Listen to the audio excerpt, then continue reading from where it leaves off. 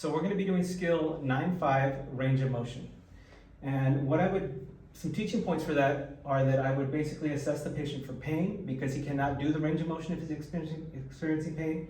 And I would also check his record to see if he's on any kind of pain medication, and I would do it preferably after he's taken his pain medication so he could comply with the treatment. Other teaching points are that you usually want to do it in a supine position, but you could do it in whatever position is really comfortable for them and as which you can get as much range of motion as possible. Other things are that we're going to basically run through flexion and extension, internal rotation, external rotation, and abduction and adduction, but at certain points there are exceptions to that. So I'll just go ahead and do it, and you'll see as I proceed.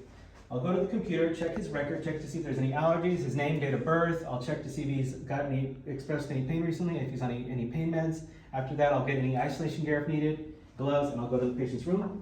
Hello there. Hey. Hi.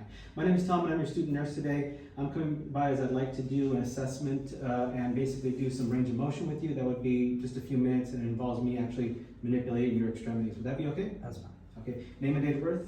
Rashad Paul, 02/22/2005. Any pain today? No. Okay. And if you did have pain, 0 to 10, 0 being no pain, 10 being as much pain as you've ever had, where are you at? 0.0. Okay. I glove up, and then I position the client, and then I would have him do touch his chin to his chest, and put his head back, and then we could do the exception, which is lateral extension and flexion, basically too. Back and forth, and look side to side. There you go. Okay. The arms, we would do such things basically as abduction, adduction, flexion, extension. And with the shoulders, you could do internal rotation and external rotation.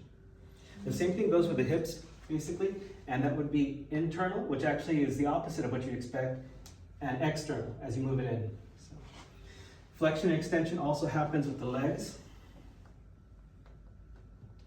and with the knees. Flexion, extension.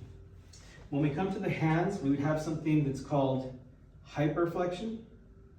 There's flexion, there's extension, hyperflexion.